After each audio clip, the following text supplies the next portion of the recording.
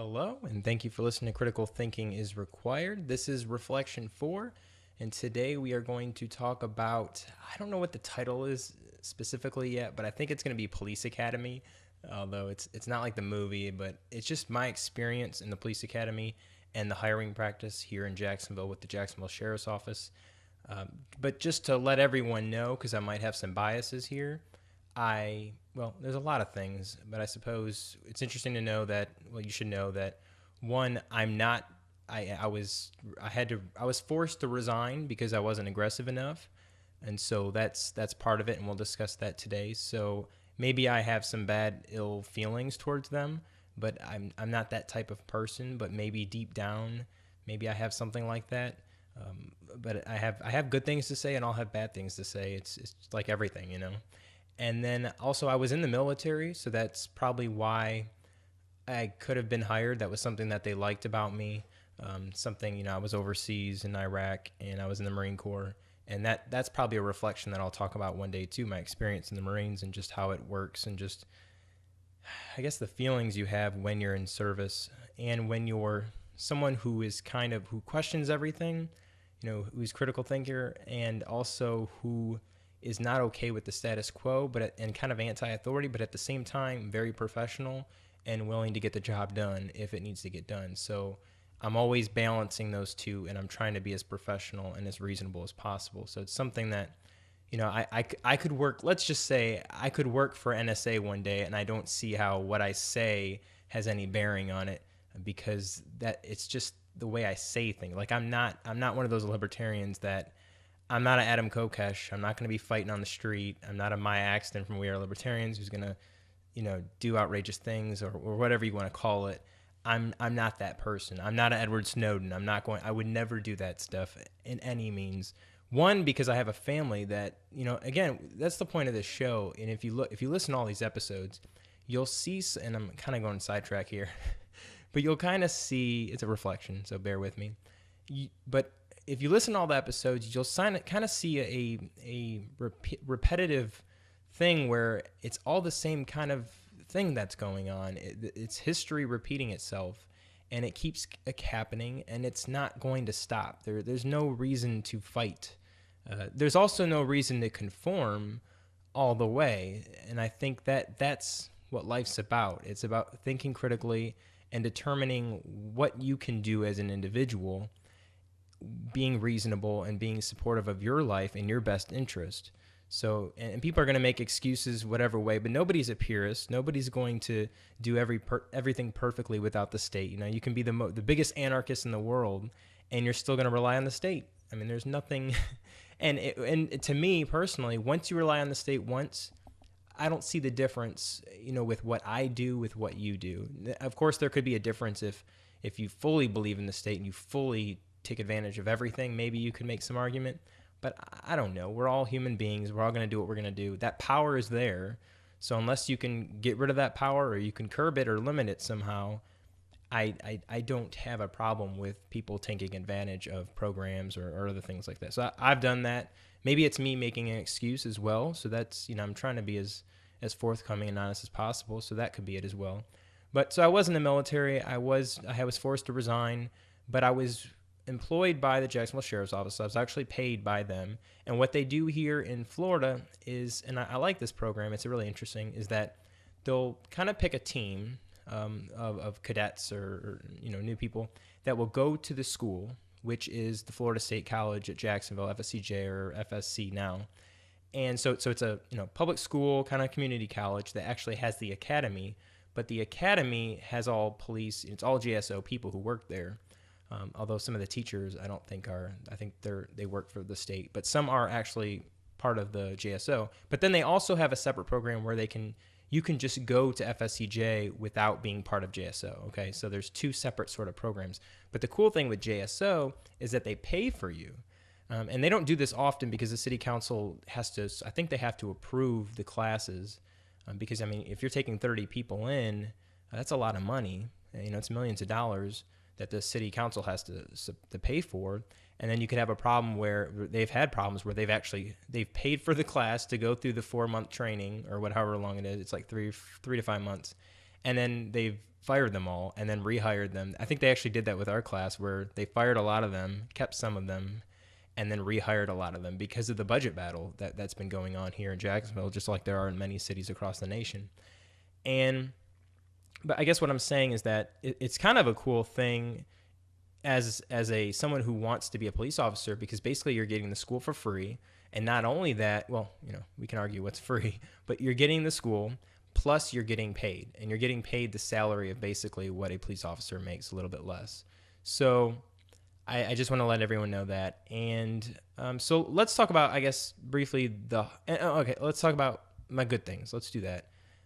So when I was in this program, I met a lot of really great people, and there are a lot of really nice people who have good intentions, just like in any job.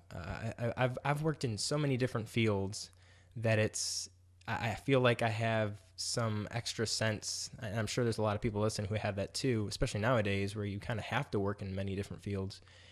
And you'll learn, just like in any job, that there are some, and I see a natural bell curve. Okay, there are excellent workers. There's a few, 5-10% excellent workers, just like on the bell curve. 5-10% that are excellent, 5-10% that are really bad, and then the middle. And I noticed that in the military too, that I would say in that reflection as well. And every job I've had, I've always noticed that. And what I mean by excellent are people who go above and beyond, who really care about people, who really care about their safety, also care about their own safety, the police officer or whoever that individual is, and will do reasonable things, like will think about stuff before they do it. And then you have really bad ones who just don't care, who are there. Maybe they shouldn't be there. Maybe they don't want to be there. That's my bigger one, is that maybe they just really don't want that, or they don't want to help people. And the way I see every job is that, yeah, it's self-interest in the sense that you're going to do what's in your best interest, which I think is to help other people. And most jobs are like that, except for Comcast. So I just want to get that out there, that there are some really great people, but there's also some people who are good, who are in there because of things like SWAT. That was one of the reasons I joked, really one of the reasons I joked of why I joined the military, but also why I wanted to be with JSO, because of SWAT, like that movie. But I wanted to be smart about it. Like how that whole power struggle where you think when you're in power that you're going to do better.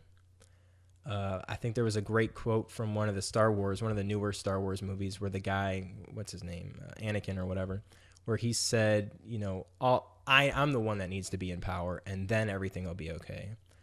And I think there's a limit to that, because you have to be able to understand if you have discipline, and whether you can actually control yourself, or whether you can't control yourself, or whether your weaknesses, so you can try to look at where you can't control yourself, because nobody's perfect and nobody can really truly control themselves. But it's one of the things that we should all strive for too, at the same time, is being able to have that discipline, that wisdom, whatever, to be able to understand our weaknesses, our strengths, and to take advantage of those strengths, and to improve and work on those weaknesses. And so I guess one of the things is that, so with me, it was like the SWAT team. I said this before too, and I think in the last episode where I was talking about in the military how there'd be people who would pick up corporal. I picked up corporal at the end, and it didn't go to my head, so I don't know what that is. Just as much as there are people who will be a supervisor and it won't go to their head either, but then there are some people that it will, and I don't know personally what it is. It's probably something psychological. Maybe it's, getting spanked as a child or something like that. I have no idea, and I'm not here to really discuss that. Just to say that I do think there are some people who can at least control themselves better than others. So I guess what I'm doing is I'm providing an excuse for why I initially wanted to join. Now, that was just one of the reasons I wanted to join the military, and it was kind of a silly one. There were many other that were just as equally silly as well. But that's life, right? We all make silly choices all the time. Even as an adult, I do. That might be irrational. We all do that, so you can't discard that. But okay, so I don't know what I was talking about. Actually, and I think I'm kind of getting out of here. Let's talk about the hiring process. So when they hired me, and you go through this background investigation, I had already had a secret clearance from being in the military, pretty much a top secret, but they never formalized it, but they did all the background checks and all that stuff. But what was interesting about this is that they do a background check on you, and what they did was they came to my house and they like talked to a neighbor and did something like that. But they never looked at, like, because at the time I was kind of doing the stuff I do now, and I don't think they ever found any of that stuff, because they would have questioned, like a good investigator would have questioned me about that during my interview, because they actually do an interview where you're in front of like one or two people. I think it was three people actually, like a little board. And I had written at this time, I had a live journal. You can, Google The Man Jimmy. And I had written an article that Jacksonville does not like black people. And because our murder rate was like 100, 150, 200 people at the time. It's a lot lower now. They're doing, I don't know what's going on, but it was just interesting. And I would think that would be something, because like I think I had written about police officers and kind of what they're lacking and some stuff like that, or criticizing them and how they could maybe do it better. And I never had a question about it at all. So right there, I automatically questioned detectives, like, because now I'm at this thing where what the hell do detectives do if they didn't catch that? Like these people who are, I mean, and these should be better. These should be like the elite detectives, because what you're doing is you're basically saying yes or no to who can eventually have the authority to kill people on the streets or to arrest and take their liberty away, right? That's a big power. And so people who hire those people should be like the elite of whatever that is, if you can define that, of police, or maybe a independent third agency or whatever. Maybe we could do something like that. I don't know. But so yeah, you had that. And so that was problematic. And I don't, yeah, so that. And then, okay, you go into the hiring committee and there's like three people and you're talking to them and they ask you questions and things like that. And one of the things with me is that I had never been in a fight before. And that was one of the questions I think it worried them. And I think it was a reasonable worry. It was something that definitely could have pushed me out, but I guess it took me. And the reason I'm telling you this is to provide justification for maybe why they told me to resign. Because I want to be as objective, I suppose, as possible here. So then I get into the program, and it's just like any other school, although it's kind of like an academy. So it was kind of like boot camp, except you got to go home, and it wasn't as hardcore. Like it was probably like Army boot camp, and there's a little joke. I mean, I don't know, but you could joke around during lunch, you could talk, but you had to line up and do all that stuff. I think you had to say yes sir, no sir. I don't remember. But I mean, that didn't matter because I say that stuff anyways. I do that now. You can hear me in the interviews. I usually say that. But so you have that, and then so what they'll do during the actual course. So okay, this is reflection, so it's off the. So what they had as a teacher, because we were through the JSO program, is they actually had someone who was a police officer for a certain period of time. So they had two, and unfortunately, the one that was in the lead actually died shortly after, and it was really sad because she was one of the best officers. I mean, I don't know how she would have been in real life, but the way she taught that class, she was the elite. She was one of the best police officers I've ever met. She was very respectful. She was one of those that I think I could have been, and that I wish every officer was, because she wasn't about force. She was about listening. She was about humor. Those were the two biggest things that I think that's what they should be looking at when they hire people. And they never asked me that during my review board. They never asked, did I have a sense of humor? They never tried to make a joke. I don't even think they asked what would you do in this situation? Maybe they did. I just don't really remember. But that's not really the focus. The focus is more on, like, are you a criminal? Are you are you anti, are you going to kill people? Like that kind of thing. Do you have mental issues? Like that's really all they're worried about. Really more of the criminal aspect probably. And so she was great, and the teachers would do a sort of scenario, and then we would have to do a scenario, and every scenario she just did perfectly. And I think that's how it would act out in real life too. And she always knew when to take it to the next step. So even when we talk about excessive force and the amount of force that's to be used, she knew exactly when to take it to that next step, which I think is a rare occurrence, as I saw when these trainees and other students of mine would actually apply what they learned in these scenarios. There was one incident where there was one kid, great guy too, and there was a protest, and one side was against the other, and like the guys were yelling at each other, and he was like in the middle of both of the groups, and he just like takes his nightstick out, whips it out, and it was just hilarious. I mean, that's a serious weapon that could really hurt people, and that's how he responded to the situation. But they hired him, and I think he still works there today. But again, he's a great guy. But as I don't know, that's your first reaction. That's something I have to worry about. But we see that in Ferguson. That's exactly what they're doing, and that's what they're looking for. But they're not looking for someone who's completely irrational. So like in that example I just gave, had he taken out his weapon, his firearm, and maybe if he had just taken it out or even did anything else with it, which is beyond what you're supposed to do. Because in Ferguson, they're doing everything wrong. You're not supposed to be aiming anything at anybody. But just taking it out, I think probably would have been something to maybe get him fired as well. And there were people who got fired for something kind of like that, where you just didn't have control over your behavior. But there were few people like that. And I mean, what I mean by that is like no control at all, okay? Who you'd say like, hello, and they'd just be like, what the, like that. But there are people who are on that line as well, who just like in the Ferguson thing, or like you could see in real life, where if you're telling someone to get off in the middle of the road and you say, get the fuck off the road, that's just normal. That's normal talk. So it was in the military too. So I don't know. Yeah, that's just the way it is, unfortunately. And that's something, again, that you could look at in a background investigation. You could check out Facebook. You could see how they talk, what they do. If they're using F-bombs all the time, then maybe that's somebody you don't want. But maybe, again, that's their home life, and that they're not, maybe they're more professional when they're actually on the job. So it's a hard, like, I don't necessarily know what you would do, what the solution would be, besides watching somebody and putting them in scenarios to see how they would respond, and maybe helping them to figure out other ways and thinking critically about different ways you could resolve a topic. Really, I would be looking at, I would give them a scenario. What would you do? What's the first thing? Well, I'd say if there was a supervisor there, I'd maybe ask them like what we should do, because that's just a chain of command thing. If it was just me, like if it's that kind of thinking is really what should happen. And then maybe scenario, like assume that there was nobody else and it was just you. What would you do? And then not just one thing, but like come up with 5 different things. But do that without them having to tell you to do that. Like, to me, that's a good employee. Because I could do this, or I could do this, or I could do that. If you just say, well, I'm going to do this, then I don't think that's enough.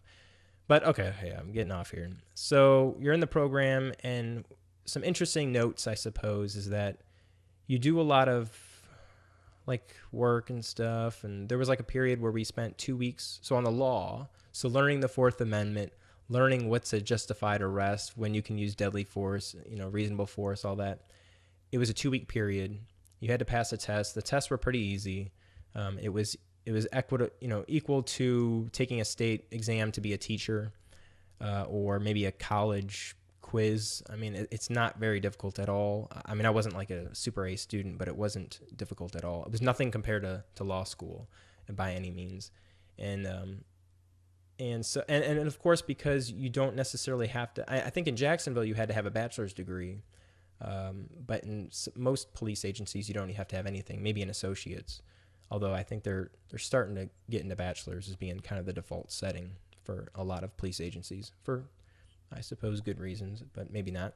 I mean, because again, really what you're looking for is someone who can think critically on their feet, take the initiative to handle a situation without it getting aggressive. Like that should be it. I mean, it's easy to solve any situation if you just take a gun out and tell someone to do it, unless, of course, they don't comply, like we see in Ferguson, and then you can see the problems. Now, think about that and how, if that happens on a daily basis for little crimes that we just don't hear about, okay? Or they just put them down to the ground because they can, because it's an officer versus one guy. The guy's going to not put up too much of a fight, or maybe there's 3 officers and the guy's down. Ferguson's much more difficult because you have the cameras on you and you have all this other stuff going on. So what else about the program? So you had that, you had some training, it was all about physical fitness too. So there was a little bit of that, and not everyone was really great at that, but some people were. You also had kind of when I kind of went out was, and fortunately I went out right. They did this perfectly. I think they knew what they were doing, but you get pepper sprayed, and so that was fun. And then, when you graduate that, and then you are hired by JSO, they go through an additional program. So you do like a 1-2 month training program where they do other stuff. Like, for example, they'll tase you. So that was one thing I got to miss, which is a good thing. And so they have a 2-week period too, where they go over defensive tactics, and you learn all the, moves in order to get out of if you get into a ground shuffle, exactly how to get out of it. And that was kind of my downfall, because I suppose I wasn't taking it very seriously, but maybe I should have, but maybe I was, and I don't know.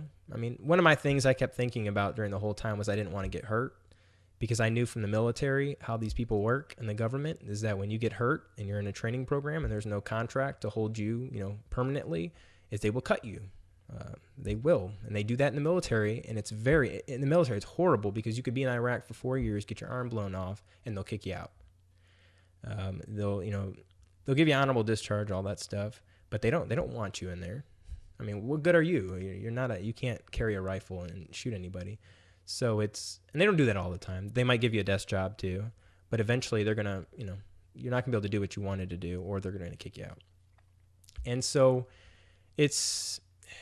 so that was something I always watched for. And I brought it down to like a 60% level, because I did not want to get hurt. And then my other problem is I don't want to hurt anybody else. It's just the bottom line. If it's not a serious situation, I'm not going to hurt anybody. And I did that in the military too. And somehow I passed it there. Because I don't know, I don't know how that's less serious than this. Because again, as a police officer, and I talked this in the other episodes, is a police officer's job is mainly boring. You're not doing and do a ride along. I've taken, 4 or 5 different ride alongs with different officers, for a 6-8 hour shift out of a 12-hour shift, because it gets so slow after like 3 o'clock in the morning or 2 o'clock in the morning. And, it's boring. And every once in a while, there's something fun, meaning, I don't know, maybe somebody walking drunk outside, or there's a drunk fight somewhere or something like that. It's usually drunk people, or maybe someone's on drugs and they need to be calmed down, right? It's not like robberies are happening all the time. It's not burglaries happening. And all that stuff, again, is after the fact. So you might have a burglary, but the bottom line is the burglar is gone. And your job as a police officer isn't necessarily to find the guy. And so, again, that's that reactive force. And really the only thing they do is just kind of, pull people over, do that kind of stuff, and then, break up fights, which don't happen all the time. And again, you don't have to use physical violence to break up a fight. You can just calm the situation down by using words, as I'm sure many officers do. But unfortunately, some don't, and then you have shootings, or you have other events that occur. And you can look at the statistics of the number of police officers who are actually hurt to actually prove this stuff. It's not because of their training. It's not because they know how to use a certain tactical move to put a guy in something, and then that solves the fight. It's other stuff. And unfortunately, that other stuff isn't what's looked at. And for good reason, I suppose. Like when I was fired, they told me, they took me in office and said, we don't want to tell your family that you died. We don't want to approve you entering this community, this family, if you're going to die because you were not aggressive enough. Okay. So I just wanted to put that out there, that's what they're looking for. They're looking for people who are aggressive. They're looking for people who, not necessarily that can defend themselves or that can stay in a fight, because what led to my downfall was really one, that not taking it as serious. I think they saw that, but I was in a fight. So what they do in Jacksonville here is they'll put you in this big ring, and it's a boxing thing, and you'll have all the cadets, or people, students, and then some supervisors and stuff stand around in this big circle, and it's you versus one other person. So because of my weight, I'm a lighter weight, I fought a girl the first time, and it went okay. And then, but I wasn't throwing serious punches, and I think maybe they thought something about that. But again, I don't want to hurt anybody, and I don't want to get hurt myself. So, because I also know, I'm smart enough to know that if you hit someone and you hit them hard, they're going to get pissed off, and they're going to hit you hard too. Or they're going to hit you harder than what they're doing, because not everyone there is going 100%. So they're going pretty close, but when you piss someone off, like that's to me what I'm always thinking. And so what happened then was that it kind of like settled, and then we all came back, and then they put me, it was just like me, they put me against the strongest kid who was closest to my weight. So fortunately it wasn't like a big dude who was going to fight me, who would have just knocked me out, but it was a kid who was like super strong, who could do like, 50 pull-ups, 100, 300 push-ups, like that kind of kid. And so we're fighting, and he just keeps punching me, and I couldn't defend myself. And but I mean, I wish you could see that. I'm sure they recorded it. I think they burned it or something, because it was like, it would have been a great funny video. But I kept getting like boom, boom, and like for some reason I couldn't bring my hands up. And what happened? I mean, I don't really know what happened, but the bottom line was that I was bleeding, like blood was coming out my nose, it was coming on the floor, and I kept getting up. So you're fighting for 2 or 3 minutes, and I kept getting up. And he'd hit me, and it was bad. And I think everyone else knew it, because I could see the looks on their face. They didn't tell me, but I could see it. And I just kept getting hit, and I kept getting up, though. Like, that's the point. And I didn't get any points for that, for not giving up, for continuing to fight. Like, let's say you're in a scuffle with someone, and let's say they did bring me down. Well, if I can keep getting back up to keep trying to bring him down, or to wait until somebody comes, or to, assuming you even get into that 0.001% situation, and assuming nothing else worked, because again, you'd be in an actual real life scenario, which I have no idea how I would actually react to something like that. And nobody knows how they would react. Indeed, this whole fight is stupid, because you do not know how you will react in real life. This is all practice. This is you fighting another guy in a place that's secure, that you have, people there to help you just in case. This is not real life. You don't know if they have something else in their pocket. You know nothing, right?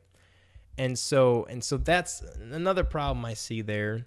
But the other thing that kind of ticked me off about this all was that there was someone who was a police officer, who was actually a police officer by the JSO, and he had, I guess, gotten in a scuffle with someone, and he couldn't defend himself. So maybe this would have been me one day. I don't know. But he didn't die or anything. He didn't get hurt or anything like that. But so they sent him back to do just this 2-week training thing. And when he fought someone, he got knocked out. The dude got knocked out, and he went out, and they had to use the little smelling salts or whatever to wake him up. He was out, and he passed, and they let him through, and he is continuing to be an officer here in the city. And so, like, again, I look at that factor. And so I guess what I'm trying to share here is that nobody knows the process of who makes a good officer, and like who decides that stuff, because we don't do that. The city council doesn't do that. It's these police officers who determines who comes into their family, into that community. And unfortunately, they're looking for certain things. Now, I'm sure there are many people who are listening who would probably say, I shouldn't have been an officer. And maybe I'd agree with that, maybe not. But of course, it depends on what kind of officer you're looking for. Now, of course, in the perfect world, you would have someone that could defend themselves and would be a peace officer, right? That classical peace officer. But it's not easy to do that. I would assume that even a lot of those peace officers probably couldn't have defended themselves in the violence that they have to sometimes deal with today. Because I bet you there's a difference between then and now as well. So, I mean, I don't know. But so that's what they're looking for. And again, they're also not looking for, so the people with the tests that I was talking about, they're not very difficult, and you don't have to have a high score to pass. So and you can retake it as well. So there were people I knew that had to retake multiple tests. So that's another question too, right? So and this is basic, we're talking basic knowledge. But again, if you don't believe in standardized testings, I don't either. So, I can kind of make an excuse for that as well. But I guess the whole purpose of this reflection was just to provide you some insight into the process, and into my process specifically for going to a police academy, and kind of the situation and just the experience I had personally. And whether I shouldn't have been, I don't really care, because I'm not a police officer. Thankfully, I'm not. I'm actually glad I'm not. I'm glad they did make that decision, because I don't want to be the one with the gun, or with that power to have to tell people not to do something when it's just something ridiculous. Because that's what they do. I mean, they have to do that. That's just what they have, the amount of discretion that they can have in a lot of instances is very minute. So I don't know. Although that you do have discretion as well. So, but that's the episode, and thank you for listening. And I shared a lot of things that probably maybe shouldn't have, and so I apologize, I suppose, to myself. But if I get made fun of, I get made fun of. I don't really care. But that is what it is. And thank you for listening. And as always, think critically.